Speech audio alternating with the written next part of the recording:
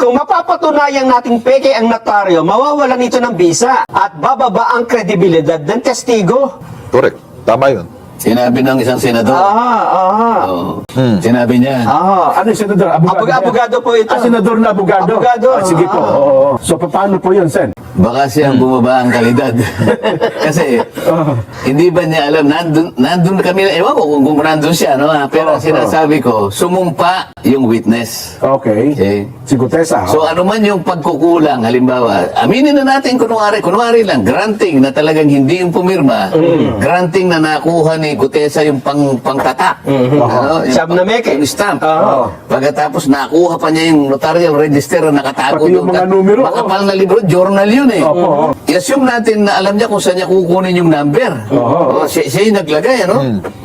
Pagkatapos nakuha niya yung dry seal, at siya yung naglagay ng dry seal. Okay? O, di peki talaga, no? Kaya lang sumumpa nga siya. Humarap siya sa committee. Pagkatapos, binasa niya yung kanyang sworn statement. At pagkatapos nun, in-interpellate siya. Oo, pinagtatanong pa po siya doon. Buong bansa ang nakikinig. Parang, ang ibig lang sabihin nun, nawala na kewa ng notaryo wala. Sa hindi. Doon na napunta eh. Hindi na lang ngayon yung Senado ang sinisiraan niya. Pati yung private practice ng abogado na yun. Kawawa naman. Nabisto natin yung peking witness o yung tanim witness ni Rodante Marcoleta. And it's very, very, very obvious, mga kababayan. Alam naman natin yung mga sistema na nangyari kahapon, kinoach niya. Actually, dilapitan pa niya, di ba? Nung hindi niya nababasa yung ng maayos, yung kanyang testimonya, pinatigil talaga ni Marcoleta at nilapitan pa niya para i-direct. Oo, naging director bigla kahapon si Marcoleta eh. At dahil dyan, mga kababayan, nagsalita po si Senator Ping Lacson. Kakanina, si Senator Ping Lacson ay may panukala. Ang sabi niya, gusto niyang i-background check yung bagong witness. Bakit niya gustong gawin yan? Because apparently, mga kababayan, hindi nagpaalam si Rodante Marcoleta. Ni hindi man lang nagbigay pugay, ni hindi man lang nagsabi na siya ay magkakaroon ng witness. As in, surprise, nagkagulatan lahat ng mga tao sa Senado. Without the courtesy of notice, even to the committee chairman. Bastos talaga no? Binastos talaga ni Marcoleta ang Blue Ribbon Committee. Hindi man lang nagpaano, hindi man lang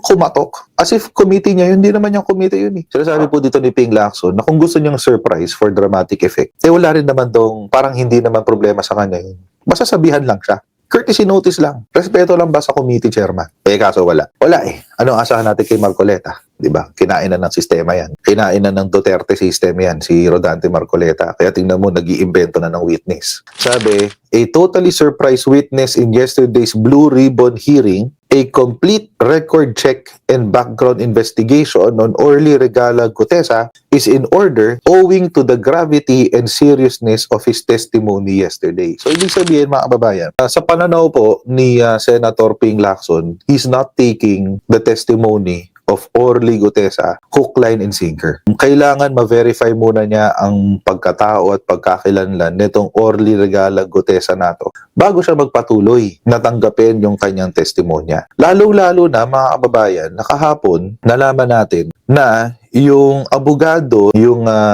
nag-notarize doon sa kanyang sworn statement, sinasabi, hindi sila involved doon sa pag-notarize na yan. Ito ho yung demand letter nung lawyer herself. Ayan, Espera Law Office, ayan, taga Ermita, Manila, September 25, 2025. O ayan, demand for immediate takedown or correction of an FB post on a falsified document bearing my notarial name and signature. I write in relation to the publication of on your official Facebook page on or about September 25, 2025, which featured a document entitled Sinumpaang Salaysay, signed by the affiant Orly Regala Gutesa, dated 24 September 2025, that was presented during the congressional hearing. Said document bears my name, notarial details, and signature, making it appear as if I had notarized the same. For the record, ayan, ito na. Dito na ngayon papasok yung kasinungalingan ni Rodante Marcoleta. I categorically deny notarizing, signing, or participating in the preparation of the said document. The signature and notarial details attributed to me are falsified and unauthorized. The use of my name and notarial commission in connection with the said document is spurious, fraudulent, and injurious to my reputation as a member of the bar and as a commissioned notary public.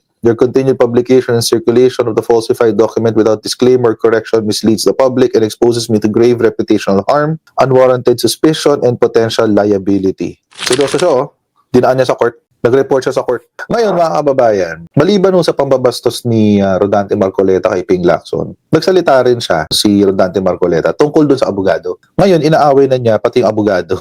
Yung si Orly ba? Orly Gutesa. Si Orly Gutesa, siya mismo pumunta dun sa Notary Public. Binalikan niya kasi nagkamali po yung pagkakatype, yung pong December 6, 2025, hindi po 25, 24, kaya binalikan ko po kanya. Ang ginawa po nila, kinurek lang nila tapos pinapirma sa akin. Doon sa mismong notaryo. O sige. Kaya alam ko na po na pumunta siya dahil nga sinabi pa niya na meron pong mali dito para siguro korekin din yung record na iniwan niya kasi kukuha ng kopya yung notaryo. Yes po. Ngayon, pag-usapan natin na sinasabi ng abogada na notaryo na hindi niya pirma yon. Yung nakapangalan mismo mo doon. O sige, sabihin na natin na maring hindi niya pirma, no? Granting na hindi niya pirma. Ngayon, sino ang maglalagay doon sa, kasi yung notaryo sa bandang baba, merong nakalagay doon, doc number, page number, book number, series of 2025. Paano niya makikita yung notarial register nung abogadong nagnotarya? Makikita mo niya anong doc number, may ilalagay niya anong number? Yung page number ng notaryo, alam niya? Ang argumento ni Rodante Marcoleta, paano magiging peke yun? Merong mga detalye. Document number, series of 2025, blah, blah, blah.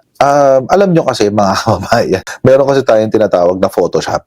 Pwede kasi nakinuha lamang yon sa ibang random na papel, inilagay doon, photoshop doon, para magmukhang lihiti mo yung kanyang dokumento, di ba? Pwede naman ganun. Oo, yung stamp ni Attorney Pechi, pwedeng kinopya lang yun somewhere else. Yung kanyang dry seal, pwedeng kinuha lang sa recto. Marami yung pwedeng paraan dyan eh. Kung gusto mo pagmukhaing legit yung dokumento. Pero mga kababayan, paano talaga ito mache-check? Simpleng-simple lang ho yan. Kailangan lumabas ho yan sa record nung notary. Kasi mga kababayan, yung record, lahat po ng documents na nino-notarize, yan po ay may logbook. Inilalog po yan. Pati yung kopya nung kanilang ninotarize. Isinusumite po yan sa korte.